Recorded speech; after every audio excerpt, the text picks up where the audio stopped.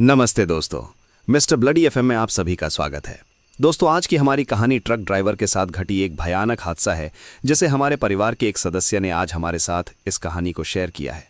Hello, मैं हूं आपके साथ मिस्टर ब्लडी और आप सुन रहे हैं हमारी ऑडियो स्टोरी सीरीज, जहां हम लेकर आते हैं आपके लिए अलग अलग स्वादों से सजी कहानियां। हमारे इस मिस्टर ब्लडी एफएम परिवार को और बड़ा बनाने के लिए अभी हमारे चैनल को सब्सक्राइब करें। देखिए, हमारा काम तो बस कहानियां सुनाना है, पर उन्हें लोगों तक पहुंचाने का असली जिम्मा आप जैसे श्रोताओं पर ही होता है। आपके बिना हमारा ये परिवार अधूरा है, इसलिए हमारे साथ बने रहें, क्योंकि पड़ोसी अक्सर पास रहते हैं पर परिवार के लोग हमेशा साथ होते हैं। मिस्टर ब्लडी एफएम में आप सुनेंगे आलोक पाटिल की एक रोंगटे खड़े कर देने वाली कहानी चुड़ैल ट्रक के ऊपर है। तो चलिए दोस्तों, आज की कहानी शुरू करते हैं। नमस्कार दोस्तों, मेरा नाम आलोक पाटिल है। लोग मुझे हाईवे पर आलोक ड्राइवर के नाम से जानते होंगे। मैं महाराष्ट्र के सांगली जिले का रहने वाला एक आम सा आदमी हूं, जिसका पूरा जीवन ट्रक्स चलाते ही गुजरा है। मैं स्कूल बहुत कम गया था, बस 8वीं तक पढ़ पाया। उसके बाद घर की हालत खराब होने लगी, इसलिए चावल की मिल में लोड उतारने का काम मिला। वहां से धीरे धीरे ट्रक ड्राइवर्स से दोस्ती हुई और फिर 19 साल की उम्र में स्टीयरिंग पकड़ी और तब से लेकर आज तक मैं हाईवे की धूल फांकते हुए देश के हर कोने में घूम चुका हूं। पर मेरा सफर कभी अकेला नहीं होता था। मेरे साथ मेरा क्लीनर, मेरा छोटा भाई जैसा दोस्त सोनू होता था। उसका असली नाम सोनू शेख था, पर मैं उसे प्यार से छोटू बुलाता था। उम्र उसकी सिर्फ 21 साल थी। पतला सा, कमजोर सा लड़का, लेकिन दिल से बहुत साफ। जब मैं रात में स्टीयरिंग चला रहा होता था, सोनू कभी मुझे चाय पिलाता, कभी गाड़ी की लाइट एडजस्ट करता, कभी मुझे जगाए रखता। जब काफ़ी लंबे सफ़र पर जाते थे तो सोनू ही मेरा सहारा होता था, क्योंकि हाईवे की रात, बंद दुकानें, पेट्रोल पंप की अंधेरी जगह, इन सब में आदमी को साथ वाले की बहुत ज़रूरत पड़ती है। और ये कहानी भी एक ऐसे ही सफ़र की है। एक ऐसा सफ़र जिसे मैं आज तक भूल नहीं पाया हूँ, जो मैंने महाराष्ट्र से राजस्थान के जैसलमेर तक किया था। इस सफ़र में मुझे बिल्कुल अंदाज़ा नहीं था कि हम जिस हाईवे पर चलने वाले हैं वो शापित हो चुका है और रात के बाद वहाँ कोई इंसान जिंदा नहीं बचता। ये बात पिछले साल की है, जब मुझे नागपुर से जैसलमेर तक एक मिलिट्री सप्लाई का लोड लेकर जाना था। लोड बड़ा हैवी था, राशन के बैग्स, कुछ मैकेनिकल आइटम्स और आर्मी का कुछ सामान। रूट सीधा था, महाराष्ट्र से मध्य प्रदेश, फिर गुजरात का बॉर्डर टच करते हुए राजस्थान में एंट्री। बस प्रॉब्लम ये थी कि हमको एक ऐसा रूट मिला था जो कम लोग यूज़ करते थे, क्योंकि वो हाईवे नया नया बना था और सुनने में आता था कि उस रास्ते पर रात को अजीब घटनाएं होती हैं। पर हम ट्रक ड्राइवर्स को क्या, हमें रोज़ ही कहीं ना कहीं अजीब बातें सुनने को मिलती हैं, इसलिए मैं और सोनू ने इस बात को इतना सीरियसली नहीं लिया। सुबह के 11 बज रहे थे। हम नागपुर के ट्रांसपोर्ट यार्ड में ट्रक को चेक कर रहे थे। सोनू इंजन में तेल चेक कर रहा था और मैं टायर्स का प्रेशर देख रहा था। भा, रात का रूट थोड़ा अजीब बोल रहे थे लोग, सुना तूने? सोनू ने थोड़ा डर के पूछा। अरे रे, हाईवे पे अजीब क्या होता है रे, सब बकवास बातें होती हैं, मैंने हंसकर बोल दिया। पर मन में हल्का सा संदेह जरूर था, क्योंकि जिस हाईवे का नाम वो लोग ले रहे थे उसे लोग काल पहाड़ हाईवे बुलाते थे। जिस जगह का नाम ही काला हो, वहां रात का अंधेरा और भी भारी पड़ता है। हम दोनों ने ट्रक स्टार्ट किया और दोपहर तक हम 300 किलोमीटर तक आ गए थे। रात होने वाली थी, इसलिए मैंने तय किया कि रात में भी ड्राइव करूंगा। सनसेट के बाद हवा थोड़ी ठंडी होने लगी और रास्ते में ट्रैफिक बिल्कुल कम हो गया। हाईवे बिल्कुल खाली, दो तरफ जंगल और बीच में एक लंबी सीधी रोड जो दूर तक अंधेरे में गायब हो रही थी। सोनू ने लाइट जला दी और सीट में सीधा बैठकर खिड़की से बाहर देख रहा था। भा, अजीब सा सन्नाटा लग रहा है ना? मैं स्टीयरिंग पर फोकस कर रहा था, लेकिन मुझे भी कुछ ठीक नहीं लग रहा था। रात के 11 बजे के आसपास हम उस जगह पहुंच गए जहां से शापित हाईवे शुरू होता था। मैंने ट्रक धीरे किया, क्योंकि सामने बोर्ड लगा था, काल पहाड़ हाईवे, अपने रिस्क पर चलें। रात 11 बजे के बाद यहां रुकना मना है। सोनू ने बोर्ड पढ़ते ही मेरी तरफ देखा। भा, सच में कुछ गड़बड़ लग रहा है, चल रात का कैंप कहीं और लगा लेते हैं। मैं थोड़ा हंस दिया। अरे चल रे सोनू, ये सब कंपनी की बातें होती हैं, जिसने बोर्ड लगाया होगा उसका दिमाग खराब होगा। पर जैसे ही हमने हाईवे क्रॉस किया, ट्रक के इंजन की आवाज़ हल्की सी बदलने लगी, जैसे लोड अचानक ज्यादा हो गया हो। और थोड़ी दूर जाते ही सोनू ने कांपती आवाज़ में कहा, भा, पीछे देखा क्या? कोई रोड के बीच में सफ़ेद सा कुछ चल रहा था। ये सुनते ही मेरे हाथ स्टीयरिंग पर सख्त हो गए। मैंने रियर मिरर में देखा, पर पीछे कुछ नहीं था, सिर्फ गहरा अंधेरा, बेजान जंगल। तुझे वहम हो रहा होगा सोनू, रात में आंख धोखा देती है, पर मेरे दिल में कुछ अजीब उठ रहा था, जैसे कोई हमारी गाड़ी का पीछा कर रहा हो। 3 किलोमीटर आगे हम थोड़ी दूर ही चले थे कि रास्ते के बाएं तरफ एक औरत खड़ी दिखी, सफ़ेद साड़ी में, लंबे उलझे हुए बाल और सिर एक तरफ झुका हुआ। सोनू ने तुरंत डर के मारे बोल दिया, भा मत रुकना, बिल्कुल मत रुकना। पर ट्रक उस औरत को क्रॉस करते ही खुद ही धीमा होने लगा, जैसे किसी ने ब्रेक दबाया हो।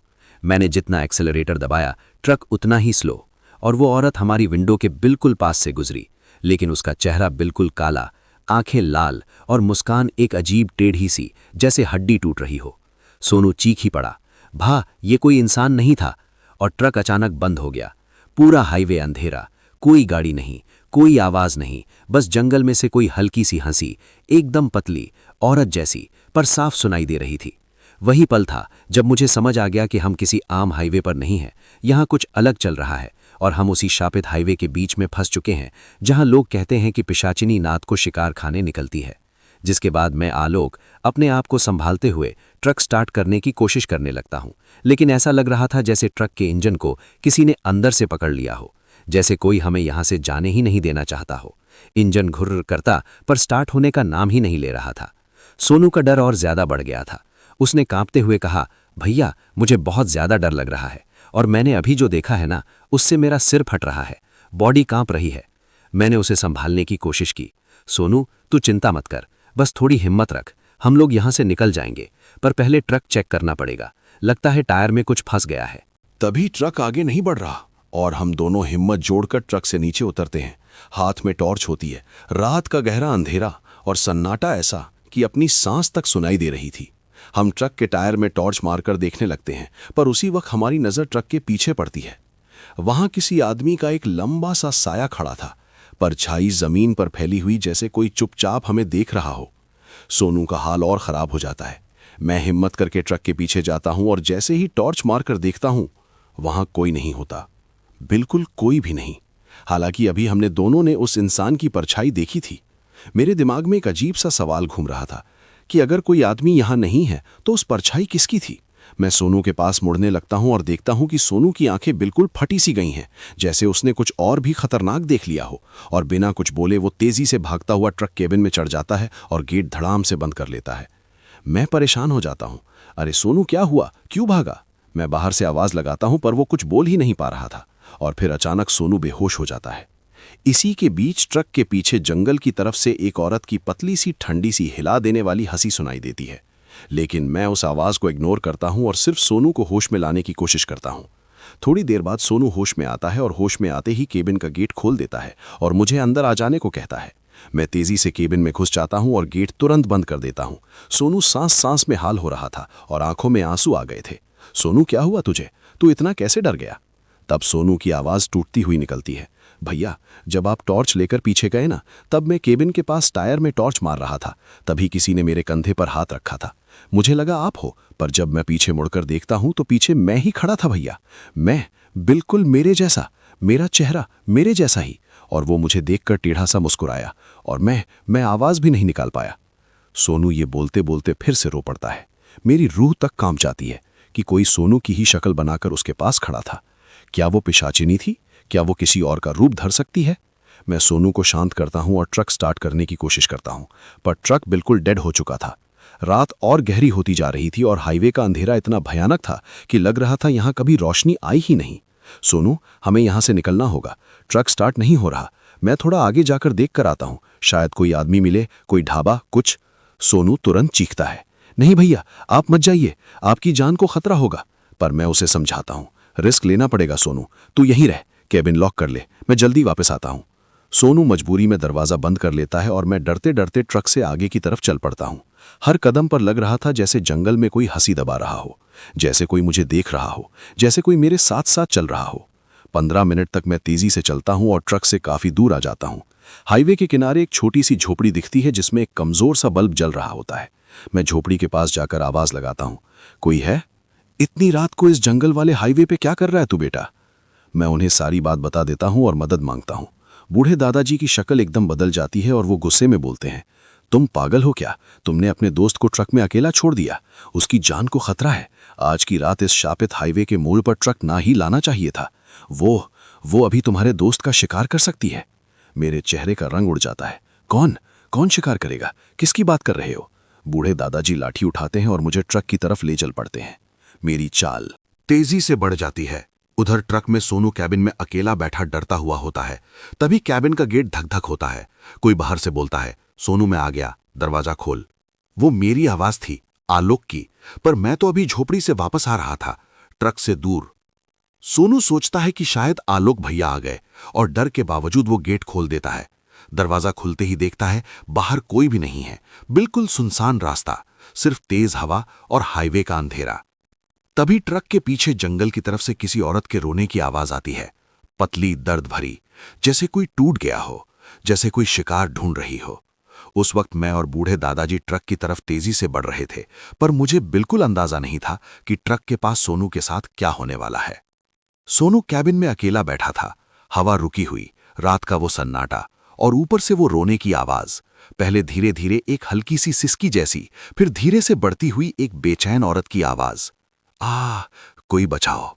सोनू का गला सूख गया। वो स्टेयरिंग को दोनों हाथों से पकड़कर सीधा आगे घूरता रहा। कुछ सेकंड्स तक उसे लगा कि शायद उसका दिमाग उससे मजाक कर रहा है, पर फिर ट्रक के नीचे से किसी के कंकड़ पर घुटने घसीटने की आवाज आई। खर्र। सोनू का दिल जोर से धड़कने लगा। उसने गाड़ी की विंडो से बाहर झांकने की हिम्मत की, पर नीचे अंधेरा इतना घना था कि कुछ दिख नहीं रहा था। फिर एकदम से ट्रक के बिल्कुल नीचे से किसी ने जोरदार थप-थप मारना शुरू किया। आवाज ऐसी जैसे कोई कैबिन के फ्लोर बोर्ड को अंदर से तोड़ने की कोशिश कर रहा हो। सोनू घबरा गया। कौन है, कौन? वो चीखा, पर जवाब नहीं आया। बस एक और गहरी दर्द भरी रोने की आवाज। बचाओ, मुझे खींच के ले गए थे, मैं जिंदा नहीं हूं। सोनू का सांस अटक गया। उसे बिना वजह लगा कि अगर उसने कैबिन का दरवाजा खोला तो कोई ठंडी हड्डी तोड़ हथेली उसके पैर पकड़ लेगी। रोने की आवाज अब कैबिन के अंदर तक आती लगने लगी, जैसे कोई फ्लोर के नीचे चिपका हुआ हो। सोनू डरकर ड्राइवर सीट से उठकर पीछे की तरफ सड़कने ही वाला था कि ओए सोनू! आलोक की चीख एकदम से हवा चीरती जैसी सुनाई दी। चाचा जी और आलोक दोनों दौड़ते हुए ट्रक की ओर आ रहे थे। उनकी फ्लैशलाइट की रोशनी से पत्थर चमक रहे थे। सोनू, कैबिन से बाहर मत निकलना, चाचा जी ने चीख कर कहा, पर तभी ट्रक के नीचे से कोई घूरती हुई घर घर सी आवाज आई, जैसे कोई जानवर रात में खाना चुरा रहा हो। सोनू ने आंखें फाड़ कर देखा। नीचे से काले लंबी उंगलियों वाले एक हड्डी जैसे हाथ ने कैबिन के अंडर बोर्ड पर जोर से थप मारी। टुक टुक टुक टुक। सोनू की चीख निकलती, पर उसी पल आलोक ट्रक तक पहुंच गया। वो टॉर्च नीचे झुकाकर देखता है और उसकी सांस रुक जाती है। भगवान! आलोक ठंडी सांस में बोलता है, ये आदमी नहीं है। आलोक ने टॉर्च नीचे झुकाई। रोशनी का पतला सा तीर ट्रक के नीचे घुसा और बस एक पल के लिए सोनू ने जो हाथ देखा था वो सच में वहां था, लंबा सूखा हड्डी वाला, उसकी उंगलियां जैसे किसी मुर्दे की तरह टेढ़ी मेढ़ी। आलोक के बोलते ही रुक गया। उसके हाथ में टॉर्च का ग्लास भी कांप गया और जैसे ही रोशनी सीधी उस हाथ पर पड़ी, छा!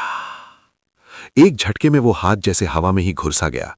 फिर साएं, एक पतली सी ठंडी हवा आलोक के पैरों के पास से निकली और ट्रक के नीचे फैलते अंधेरे में खो गई।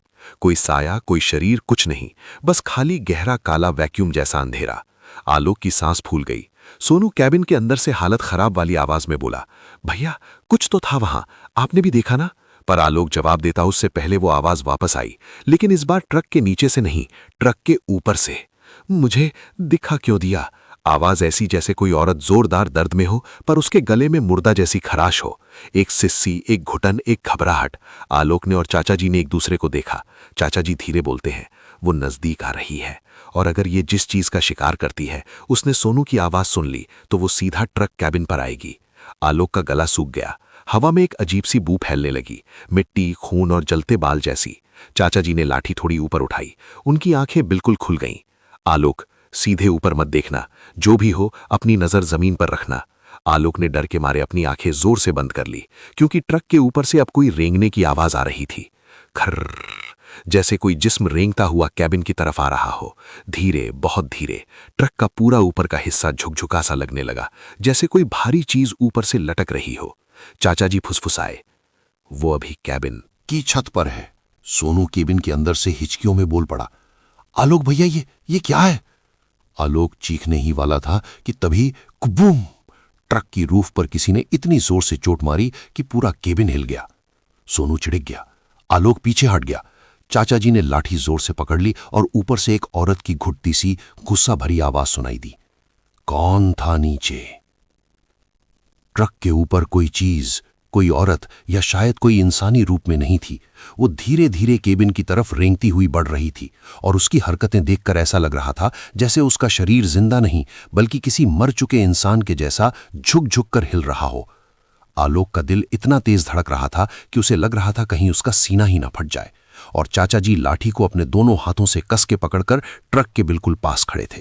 उनके चेहरे का रंग सफेद पड़ चुका था, पर उनकी आंखों में डर के बावजूद एक अजीब सी सूझबूझ थी। तभी ऊपर से वो आवाज, वो घुटन भरी, गले में किसी मुर्दे की मिट्टी भरी आवाज एक बार फिर से मुंह से निकली। कहा ऊन था नीचे है। और ऐसे लगा जैसे पूरी हवा ठंडी हो गई हो। सोनू केबिन के अंदर से चुपचाप सा रोना शुरू कर चुका था। उसकी सांस तेज तेज चल रही थी और वो अपने हाथों से अपने कानों को दबाया हुआ था, जैसे वो आवाज उसके दिमाग को चीर रही हो। आलोक ने ऊपर नहीं देखा। डर इतना था कि उसके पैर बिल्कुल जम चुके थे। लेकिन तभी चाचा जी ने धीरे से आलोक के कंधे पर हाथ रखा और एक भारी सी फुसफुसाहट में बोले, आलोक, धीरे से साइड में हो जा, वो अभी केबिन की विंडो में झांकने वाली है। आलोक का पूरा शरीर शून्य हो गया। वो ना मूव कर पा रहा था, ना आवाज निकाल पा रहा था। और तभी खर खर ऊपर से कुछ खींचने घिसने जैसा शोर आया और केबिन की राइट साइड विंडो जहां सोनू बैठा था उसके बिल्कुल ऊपर से एक परछाई हिली। सोनू का रोना और तेज हो गया और उसने हाथ जोड़कर विंडो से पीठ लगाकर रोने लगा। पर तभी वो चीज, वो साया अपना चेहरा धीरे धीरे नीचे झुकाने लगा और आलोक और चाचा जी दोनों ने उस पल को अपनी आंखों से देखा। एक औरत का चेहरा, लेकिन बिल्कुल इंसानी नहीं। उसकी गर्दन इतनी टेढ़ी थी कि लगता था जैसे पूरी हड्डियां टूट चुकी हों। उसके लंबे बाल उल्टे लटक रहे थे और उसका चेहरा ऐसा लग रहा था जैसे किसी जल चुके इंसान की चमड़ी पिघल पिघल कर लटक रही हो। उसकी आंखें, वो दो खाली अंधेरे गड्ढे जैसी आंखें, सीधी सोनू की विंडो की तरफ देख रही थीं और उसके होठों से एक अजीब सी हंसी निकली जो आदमी की रूह को भी हिला दे। मैंने तुम दोनों को देख लिया। सोनू की चीख पूरे जंगल में गूंज गई। आलोक भैया! आलोक का दिल उस पल बंद होने लगा और वो तेजी से केबिन की तरफ भागने ही वाला था कि तभी छटाक, चाचा जी ने अपनी लाठी से जोर से ट्रक की बॉडी पर ठोका। एक झटका आया। औरत जैसी वो चीज एक पल के लिए हिल गई और एक बहुत ही पतली सी घुटती हुई चीख निकली। ना आ ई, पर वो गई नहीं। वो केबिन की विंडो की ओर और ज्यादा झुकने लगी, जैसे अब उसका चेहरा बिल्कुल विंडो के शीशे से चिपक जाएगा और सोनू की जान बस कुछ ही पल की मेहमान हो। सोनू केबिन के अंदर बिल्कुल कोने में चिपक कर बैठा हुआ था। उसके होंठ कांप रहे थे और उसके आंसू रुक ही नहीं रहे थे, क्योंकि विंडो के बिल्कुल बाहर वो चेहरा, वो टेढ़ा टेढ़ा हड्डी टूटा हुआ चेहरा अब इतना पास आ चुका था कि उसकी सांस की ठंड ट्रक के ग्लास पर जमने लगी थी। और तभी कृर्र, वो औरत जैसी वो पिशाचिनी अपने लंबे टेढ़े और काले नाखून ग्लास पर धीरे धीरे घसीटने लगती है। उसके नाखून का आवाज बिल्कुल वैसे जैसे किसी पत्थर पर लोहे की चाबी घसीटी जा रही हो और हर घिसाव के साथ ग्लास हल्की हल्की कांपने लगता था। सोनू अपनी आंखें बंद करके चीख रहा था, भैया भैया, कोई बचा लो मुझे, भैया! पर उसकी आवाज केबिन के अंदर ही दब रही थी। बाहर आलोक कभी सोनू की तरफ देख रहा था, कभी ऊपर ट्रक की छत पर झूलती हुई उस चीज की तरफ। और तभी चाचा जी ने घबराए हुए आवाज में आलोक को बोला, आलोक, वो ग्लास तोड़ देगी, तुम्हारा दोस्त जिंदा नहीं बचेगा। मुझे मंत्र पढ़ना होगा, वरना हम सब बर्बाद हो जाएंगे। चाचा जी ने अपनी लाठी को जमीन में टिकाया और धीरे धीरे अपने अंगोछे के फोल्ड में से एक पुराने कागज का टुकड़ा निकाला, जिसमें कुछ काला सॉट के शब्द लिखे हुए थे, जैसे पुरानी लिपि में किसी देव को या किसी मुर्दे को पुकारने वाला मंत्र हो। हवा अचानक से रुक गई, जंगल का शोर भी रुक गया। सिर्फ एक ही आवाज, ग्लास को खोजती हुई नाखून की स्क्रैचिंग। ट्रक के अंदर से सोनू की सांस भारी पड़ रही थी और बाहर आलोक का दिल उसके कानों में धड़क रहा था। तभी चाचा जी ने आंखें बंद करके बहुत ही धीरे, बहुत ही भारी आवाज में मंत्र पढ़ना शुरू किया। एयोम कृत्य रोग नाशिनी काल रात्रि भक्षिकिणी रक्ष रक्ष रक्ष। मंत्र की हर धुन के साथ ट्रक की बॉडी हल्की हल्की हिली और ऊपर से पिशाचिनी का चेहरा और ज्यादा टेढ़ा होता जा रहा था। उसकी गर्दन पूरी 90 डिग्री में घूम चुकी थी और अब उसकी आंखों का गड्ढा सीधा आलोक की तरफ ताकने लगा। पर सबसे डरावना मूवमेंट तब आया जब उसने ग्लास को खरोचते हुए अपने नाखून से हल्की सी लाइन खींच दी गई और फिर एक झटके से क्रैच, ट्रक की विंडो का एक कोना अंदर की तरफ से फट गया। सोनू की आंखों में से चीख ही निकल गई, लेकिन आवाज अंदर ही दब गई और पिशाचिनी के नाखून ने ग्लास का दूसरा हिस्सा भी क्रैक कर दिया, जैसे अब वो केबिन के अंदर घुसने ही वाली हो। चाचा जी मंत्र और तेज पढ़ने लगे। उनके दांत भी कस गए थे और उनकी आवाज में गुस्से और डर का अजीब मिक्स था। एयूम काल रात्रि देवी, इस अशुभ आत्मा को दूर करो। उनकी मंत्र की धुन सुनते ही पिशाचिनी एक पल के लिए रुक गई। उसने अपना चेहरा आलोक की तरफ मोड़ा और एक ऐसी चीख निकाली जो आलोक के कान के अंदर तक घुस गई। ये तुम्हारा रास्ता नहीं है आलोक। आलोक का खून सूख गया। उसने कभी उस शापित हाईवे में किसी को नहीं बताया था कि उसका नाम क्या है, पर वो चीज उसका नाम जानती थी, जैसे वो कब से उसका इंतजार कर रही हो। और इस बात का मतलब आलोक के दिमाग में एक ही पल में बैठ गया। ये पिशाचनी मुझे पहले से जानती है।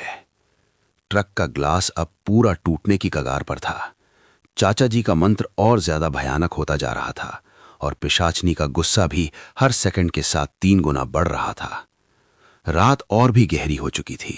शापित हाईवे का वो सन्नाटा जैसे किसी ने जिंदा आदमी की सांसें खींचकर हवा में लटका दी हों। चाचा जी, मैं, आलोक और सोनू तीनों दौड़ते हुए ट्रक केबिन के अंदर घुस गए। डर की वजह से हमारी सांसें इतनी तेज चल रही थी जैसे हर एक सांस कोई अंतिम सांस हो। मैंने तुरंत अंदर से बोल्ट लगा दिया, फिर दूसरा, फिर वो ऊपर वाला सेफ्टी लैच भी। सोनू का चेहरा तो बिल्कुल सफेद पड़ चुका था। उसकी आंखों के आसपास जमीन की धूल चिपकी थी और उन आंखों के पीछे अभी भी वो औरत के रोने की आवाज गूंज रही थी। लेकिन सबसे अजीब बात यह थी, ट्रक के बाहर अचानक सब कुछ एकदम शांत हो गया।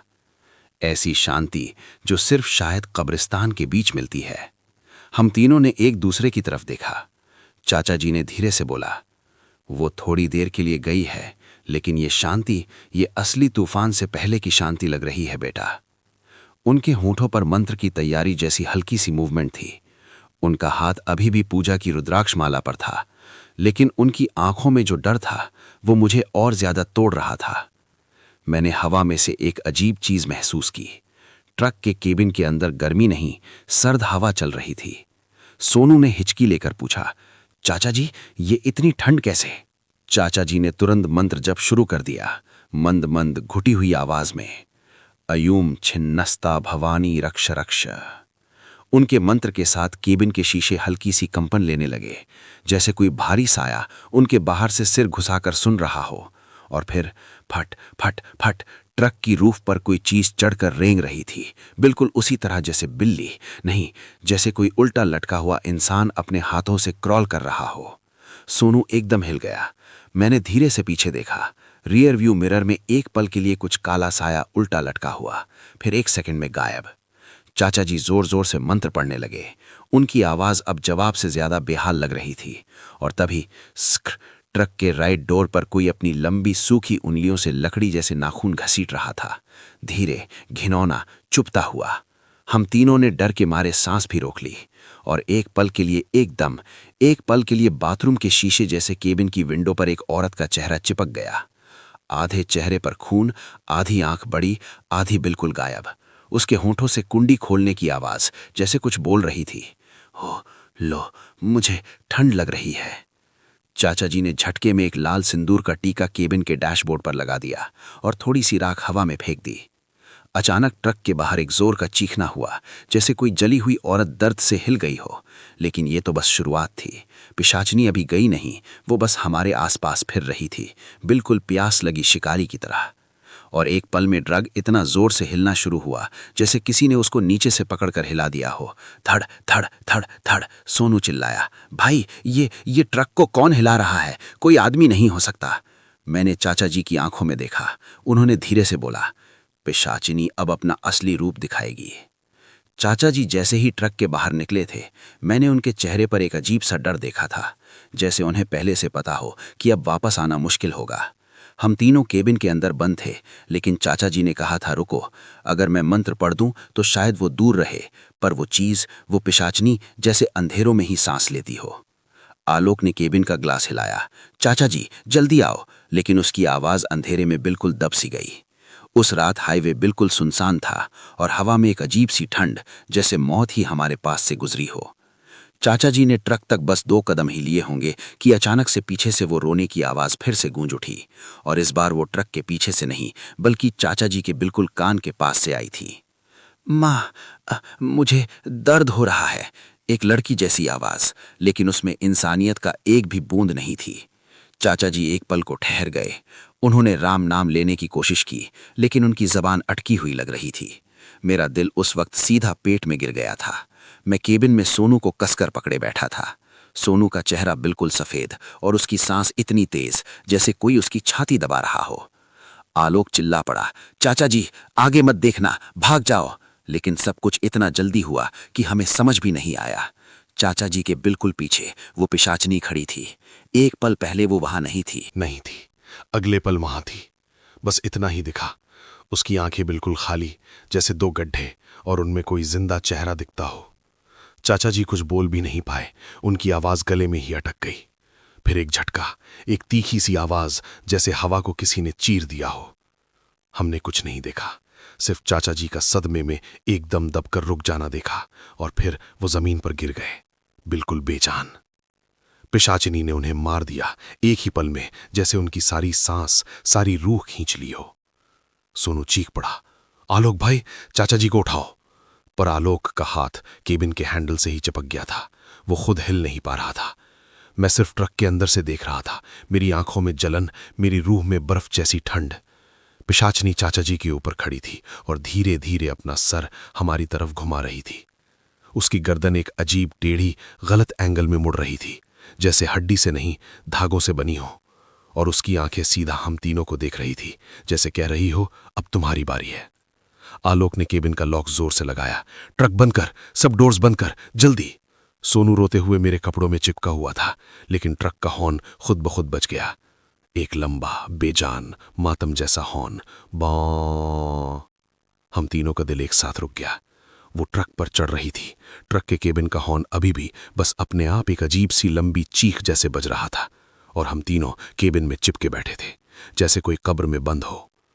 और तभी थाड़ डैड, पूरा ट्रक एक झटके से हिल गया, जैसे ऊपर से कोई भारी चीज टपक कर बैठी हो। सोनू चिल्लाया, आलोक भाई, वो ऊपर है, ट्रक के ऊपर चढ़ गई है। मेरे हाथ ठंडे पड़ गए थे। आलोक का चेहरा बिल्कुल सफेद हो गया। धन धन धन नन। ट्रक की छत पर जोर जोर से किसी के चलने की आवाजें, लेकिन इंसान वाली नहीं, जैसे हाथ पैर उल्टे हों और कोई उल्टी तरह से चल रहा हो।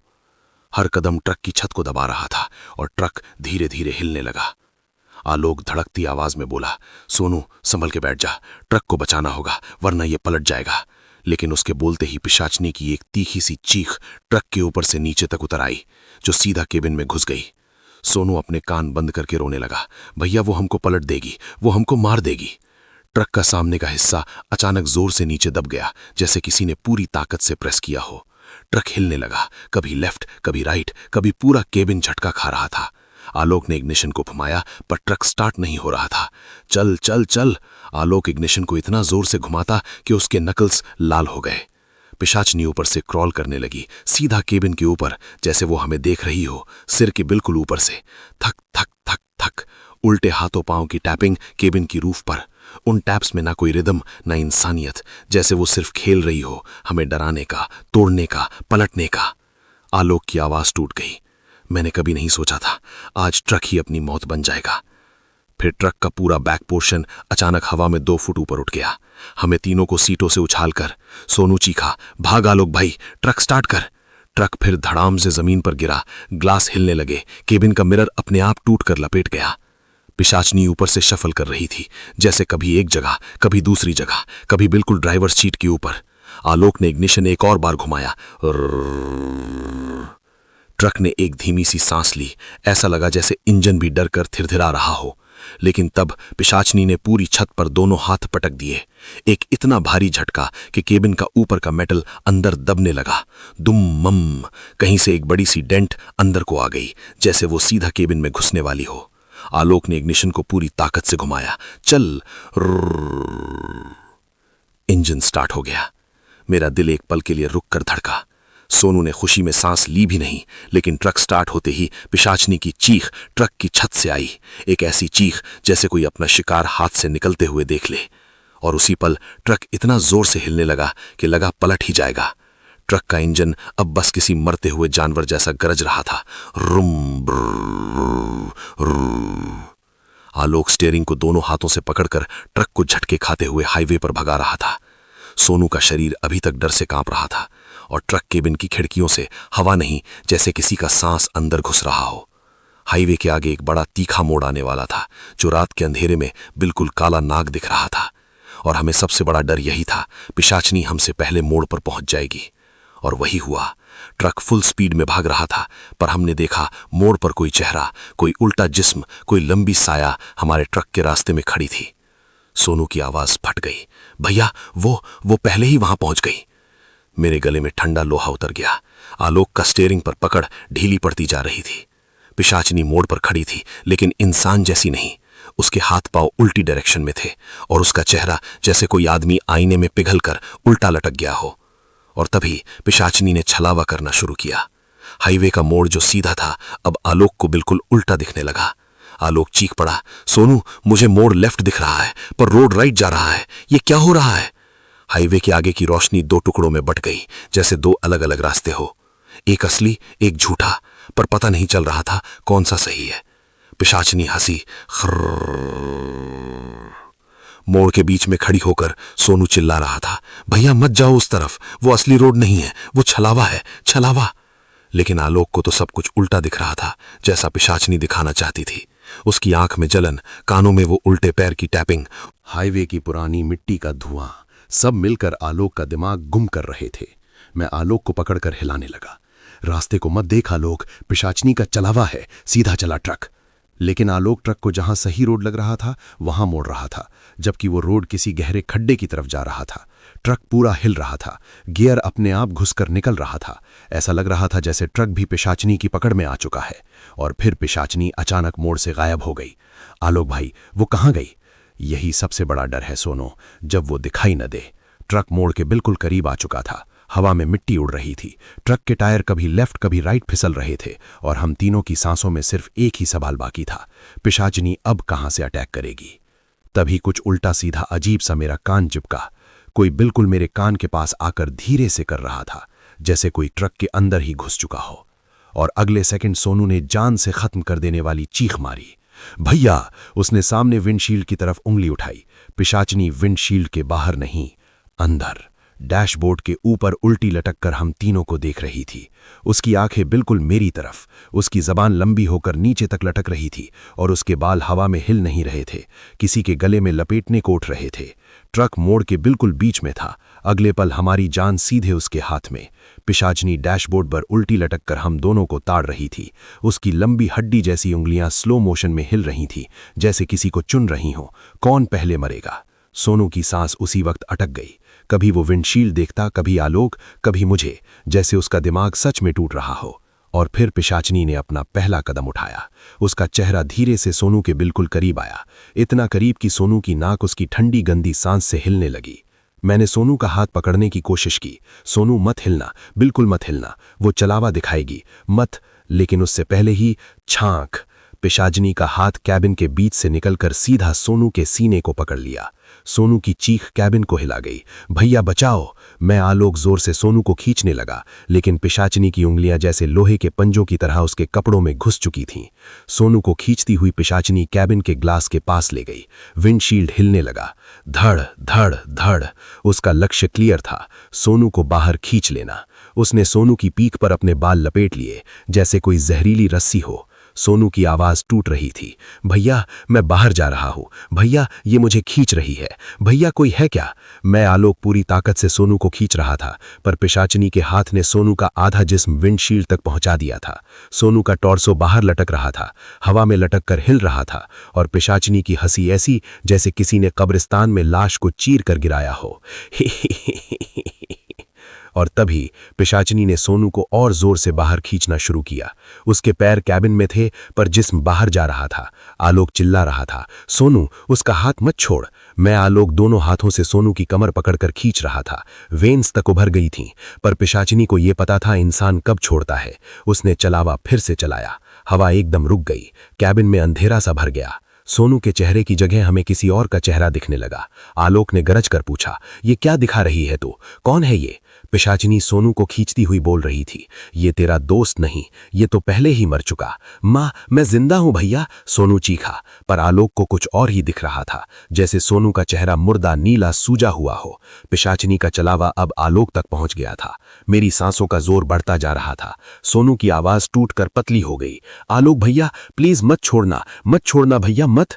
पिशाचिनी सोनू को कैबिन के ग्लास से आधी तक बाहर खींच चुकी थी। अगर आलोक का हाथ एक पल के लिए भी फिसलता, सोनू सीधे उसके अंधेरे जिस्म में समेटा जाता। पिशाचिनी की हंसी और तेज और तेज और तेज, और तभी हाईवे के मोड़ से कोई पुरानी पूजा की घंटी बजने लगी।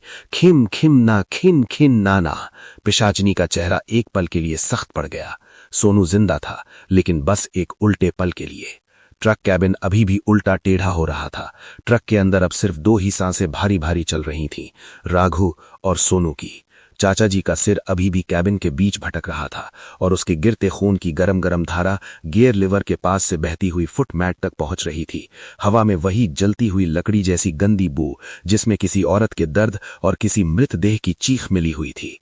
आलोक ने विंडशील्ड के बाहर धीरे से झांकने की हिम्मत की और झांकते ही उसका सांस गले में अटक गया। पिशाचिनी वहां नहीं थी, गायब, बिल्कुल वैसा गायब जैसा जंगल में बाघों की रात में हवा होती है, जो एक पल काटी जाती है और अगले पल बिल्कुल ठीक तुम्हारे कान में आ जाती है। सोनू ने आलोक का कंधा पकड़ा। भाई, ये अच्छा साइन नहीं होता। जब कोई चीज गायब होती है ना, तब असली हमला होता है। राघु कुछ बोलता उससे पहले ही ट्रक का हॉर्न अपने आप जोर से बजने लगा। बॉर्न! सोनू चिल्लाया। भाई, ये तो बंद ही था। और तब स्टीयरिंग व्हील धीरे धीरे अपने आप घूमने लगा। गियर खट से पीछे लगा, जैसे ट्रक खुद चलना चाहता हो। आलोक और सोनू कैबिन के बीच सिमट गए और फिर विंडशील्ड के बाहर रात की अंधेरी हवा में दो लाल आंखें चमकीं। सिर्फ आंखें, बिना चेहरे के, बिना शरीर के, दो जलती हुई अंगारों जैसी आंखें जो सीधा ट्रक की तरफ देख रही थी। आलोक डरा हुआ बोला, सोनू, वो पिशाचिनी नहीं लग रही, ये तो कुछ और ही, कुछ बड़ा, कुछ ज्यादा पुराना। सोनू का मुंह सूख गया। भाई, याद है चाचा जी बोलते थे, पिशाचिनी कभी अकेली नहीं आती, वो किसी बड़े के लिए रास्ता साफ करती है। और अटकन और डर और हवा का भारी होना सब एक पल में मिलकर आलोक की स्पाइन में सीधी ठंड उतर गई। तभी ट्रक के ऊपर कुछ भारी चीज धड़ से गिरी। पूरा कैबिन हिला। आलोक की गर्दन धक से छाप गई। सोनू ने दबे हुए आवाज में बोला, भाई, वो ट्रक के ऊपर है। और जैसे ही आलोक ने धीरे से रूफ की तरफ देखा, ट्रक की मेटल छत पर लंबी नंगी उंगलियों की थक थक थक करते हुए चलने की आवाज आई। उंगलियां जो आदमी की नहीं हो सकती थी, जानवर की भी नहीं, वो किसी और ही रूप की थी। पतली, लंबी, जैसे किसी ने हड्डी को खींचकर दूर तक खींच दिया हो। और फिर सोनू की आंखें फट गईं। राघु, वो चाचा जी का सिर गुम है। राघु ने नीचे कारपेट पर देखा, जहां अभी थोड़ी देर पहले चाचा जी का कटा हुआ सिर पड़ा था, वो अब नहीं था। हवा में फिर एक आवाज आई, आ! एक औरत की हंसी और साथ में किसी बच्चे की चीख। आलोक का दिल उसके कान में धड़क रहा था। सोनू, ये सब चलावा है, दिखता कुछ और है, होता कुछ और है। सोनू गड़गड़ाती आवाज। मैं बोला, भाई, चलावा का मतलब होता है असली चीज अभी तक सामने आई ही नहीं। और जैसे ही सोनू ने यह कहा, स्टीयरिंग व्हील अपने आप सीधा आलोक की तरफ मुड़ गया, जोर जोर से घूमने लगा। ट्रक का इंजन खुद ब खुद स्टार्ट हो गया और विंडशील्ड के बाहर भलाल दो आंखें अब धीरे धीरे चिपककर एक चेहरा बनाने लगे। चेहरा पर आधा जल चुका था, आधे हिस्सों में गायब, जैसे किसी ने उसे मिट्टी में घसीटकर आधे रूप में छोड़ दिया हो। ट्रक के अंदर अब सिर्फ दो ही सांसें भारी भारी चल रही थीं, आलोक और सोनू की। चाचा जी का सिर अभी भी कैबिन के बीच भटक रहा था और उसकी गिरते खून की गरम गरम धारा गियर लीवर के पास से बहती हुई फुट मैट तक पहुंच रही थी। हवा में वहीं जलती हुई लकड़ी जैसी गंदी बू, जिसमें किसी औरत के दर्द और किसी मृत देह की चीख मिली हुई थी। आलोक ने विंडशील्ड के बाहर धीरे से झांकने की हिम्मत की और झांकते ही उसकी सांस गले में अटक गई। पिशाचिनी वहां नहीं थी, गायब, बिल्कुल वैसा गायब जैसे जंगल में बाघों की रात में हवा होती है, जो एक पल काटी जाती है और अगले पल बिल्कुल ठीक तुम्हारे कान में आ जाती है। सोनू ने आलोक का कंधा पकड़ा। भाई, ये अच्छा साइन नहीं होता। जब कोई चीज गायब होती है ना, तब असली हमला होता है। आलोक कुछ बोलता उससे पहले ही ट्रक का हॉर्न अपने आप जोर से बजने लगा। बुम! सोनू चिल्लाया। भाई, ये तो बंद ही था। और तब स्टीयरिंग व्हील धीरे धीरे अपने आप घूमने लगा। गियर खट से पीछे लगा, जैसे ट्रक खुद चलना चाहता हो। आलोक और सोनू कैबिन के बीच सिमट गए और फिर विंडशील्ड के बाहर रात की अंधेरी हवा में दो लाल आंखें चमकी। सिर्फ आंखें, बिना चेहरे के, बिना शरीर के, दो जलती हुई अंगारों जैसी आंखें जो सीधा ट्रक की तरफ देख रही थीं। आलोक डरा हुआ बोला, सोनू, वो पिशाचनी नहीं लग रही, ये तो कुछ और ही, कुछ बड़ा, कुछ ज्यादा पुराना।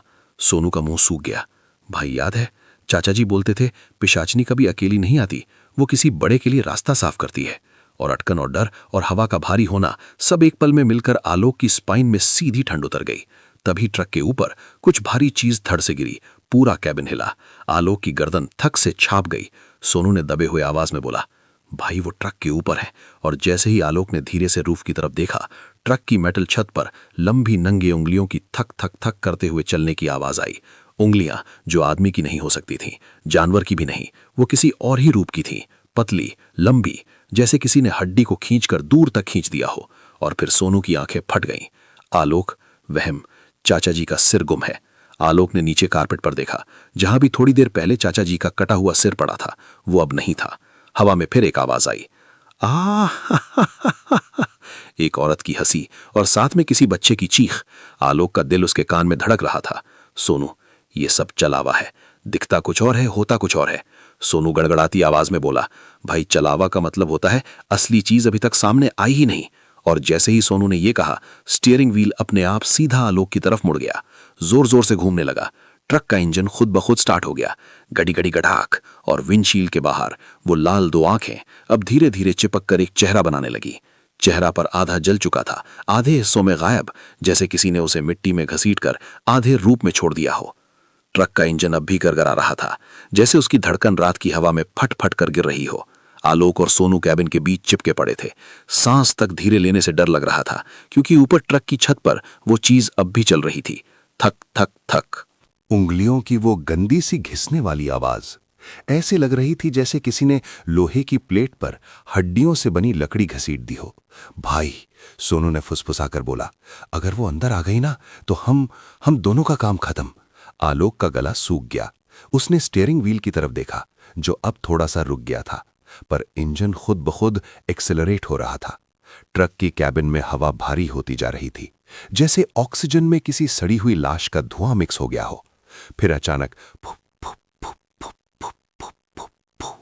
ट्रक का हॉर्न अपने आप इतना तेज बजा कि दोनों का दिल उछलकर गले तक आ गया। और तब कैबिन की राइट विंडो, जो अंदर से लॉक थी, धड़ धड़ धड़ किसी ने बाहर से पूरे जोर से पीटना शुरू कर दिया। सोनू चीख पड़ा, भाई ये अंदर आना चाहती है, आलोक कुछ करो। आलोक जोर से बोल पड़ा, ये वो पिशाचिनी नहीं है, ये उसका मालिक लगता है, या कोई और चीज जिसे वो बुलाकर लाई हो। सोनू के आंसू निकल आए। हमारी मौत वो हमें देख रही है भाई। अचानक ट्रक का रियर व्यू मिरर अपने आप घूमा, जैसे कोई उसे पकड़कर मोड़ रहा हो। मिरर में सिर्फ अंधेरा दिख रहा था, पर धीरे धीरे उस अंधेरे से चाचा जी का कटा हुआ सिर उभरने लगा। वो मिरर में आलोक और सोनू को देखकर थोड़ी देर चुप रहा, फिर एक अजीब सी खरखर हंसी निकाली, जो आधा इंसानी आधा किसी जानवर की आवाज लग रही थी। सोनू का शरीर कांपने लगा। भाई, ये तो चाचा जी नहीं है, ये छलावा है, छलावा। आलोक ने सामने देखा, और तब रूफ से एक लंबी काली जबान की परछाई विंडो के कोने से लटकती दिखाई दी, जैसे कोई ऊपर लटक कर अंदर आने का मौका ढूंढ रहा हो। हवा और भरने लगी, सिगरेट की तरह जलने की बू, इसके साथ किसी औरत की सिसकारी, और फिर एक बच्चे की रुक रुक कर आती रोती हुई आवाज, बचाओ बचाओ। सोनू फूंक फूंक कर बोला, भाई ये आवाज पकड़ती है, जो सुन ले उसका दिमाग अपना कंट्रोल खो देता है। हम अगर रिएक्ट करें तो ये अंदर आ जाएगी। आलोक ने आंखें जोर से बंद कर लीं। हमें सिर्फ एक काम करना होगा, ट्रक को यहां से भगाना होगा, वरना वो ऊपर से कभी ना कभी आ ही जाएगी। सोनू ने तुरंत कहा, पर भाई इंजन तो खुद उसके कंट्रोल में है, अगर हमने पेडल दबाया तो हो सकता है। उसी वक्त रूफ फट गई। एक बड़ा सा चीखने का साउंड, जैसे लोहे को किसी ने उंगलियों से फाड़ दिया हो। आलोक और सोनू दोनों ने सिर ऊपर उठाया और दिल का धड़कना बंद हो गया एक पल के लिए। रूफ के बीच में एक बड़ा सा सुराख, और उस सुराख में से दो काले पीले नाखून वाले हाथ जो कैबिन के अंदर घुसने की कोशिश कर रहे थे। उंगलियां हिल रही थीं, और उनकी लंबे पुराने नाखून की खुर खुर खुर वाली आवाज दोनों के कानों में उंगली घुसा रही थी। सोनू ने चीख दी, भाई आ गई। उंगलियों ने कैबिन की लाइट को पकड़ने की कोशिश की, फिर धीरे धीरे सीधे आलोक की तरफ लंबी होती गईं और तब ट्रक का इंजन अचानक फुल आरपीएम में चला गया।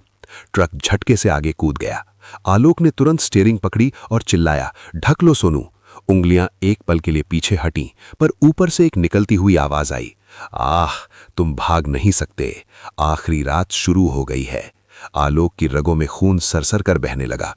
ट्रक अंधेरे रास्ते में भीगी हवा को काटते हुए दौड़ रहा था और पीछे रूफ के ऊपर वो चीज फिर से चलने लगी, थक थक थक, इस बार तेज, गुस्से में, भूखी। तो मेरे प्यारे दोस्तों, आज की ये डरावनी और सच्ची कहानी खत्म होती है, लेकिन मैं इस चैनल में आप लोगों के लिए हर दिन एक अनोखी और सच्ची कहानियां लेकर आता हूं। लेकिन आप लोगों से मेरी एक रिक्वेस्ट है, प्लीज हमें सपोर्ट करने के लिए हमारे इस वीडियो को लाइक करके चैनल को सब्सक्राइब कर लीजिए। और अगर आप भी अपना नाम नेक्स्ट वीडियो में अनाउंस करवाना चाहते हो तो इस वीडियो के कमेंट सेक्शन में अपना नाम लिख दीजिए। और हम लोग मिलते हैं नेक्स्ट वीडियो में एक नए और डरावनी कहानी के साथ। तब तक अलविदा।